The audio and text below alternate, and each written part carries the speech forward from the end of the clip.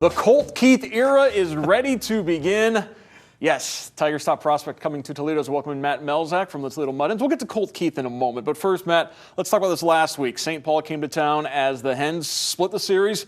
Parker Meadows, he has been hitting the ball very well for the last 2 weeks, as evidenced by a 15-game hitting streak. Yeah, he has been absolutely on fire. I thought we were going to just talk about Colt Keith, but I guess we could talk about Parker Meadows for a little bit. But you know what? Parker has been. And one of the keys for him has been being in that leadoff spot. You look over the course of the last 3 weeks, 18 consecutive games, he's hitting the leadoff spot. And during that time, he's hitting around 350. He has settled into that spot. Matter of fact, at any point this year, he's right at 350 if he's leading off an inning with his batting average. So when he comes up there to start a frame, he's focused. He's driving the baseball a lot of places, and he's showcasing a lot of speed. I know on Sunday he didn't play in center field, but the rest of the time he's been playing a lot in center field, and there's a reason why. He gets to everything out there. He showcases some terrific speed. His one double that we had this week, which, you know, it's a double to left center. It shouldn't be a double, but yet he was on his horse right out of the gate, and he knew he was going to try for two with it. He got there. That's a reason why his batting average continues to climb, and he's getting into the upper 200s now for his season batting average, and a lot of it has to do with the fact that he's being very aggressive. Remember, it's his first taste of AAA. We can talk about Colt Keith, hasn't seen AAA pitching yet. Same with Parker Meadows. He was slow out of the gate because it's your first time taking a look at some guys. You get some veteran guys in there that can fool you with some pitches. That's the beauty of AAA, and it's why that challenge is coming out, and we're seeing more and more prospects like Colt Keith getting the opportunity, and like Parker Meadows, to be in AAA.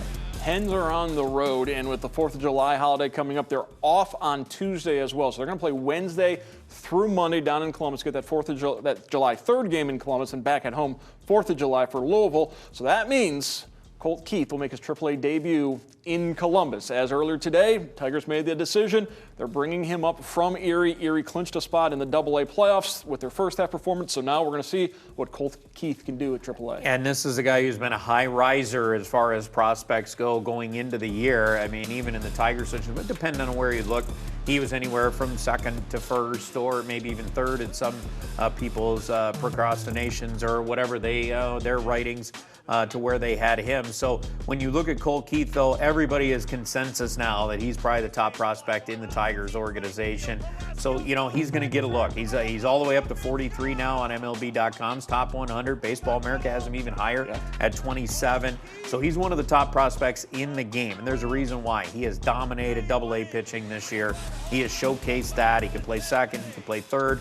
We'll see where they slot him in. Probably more third base is what my guess would be when he gets here to Toledo, but he's a guy who can hit for some power. He can hit for average. You know, average is probably even more of his calling card. He had a 6-for-6 game earlier this year down in AA Erie. He was to the point now where there's nothing left to prove at that level. He needs a new challenge. With Erie clinching the playoffs, it made sense to go ahead and get him up to Toledo. Let's see what he's got against AAA pitching, and who knows how long he'll be here. And he's a young guy, drafted in 2020. He's going to be one of the youngest guys in AAA. Yeah, he is. So he's gonna face some veteran guys.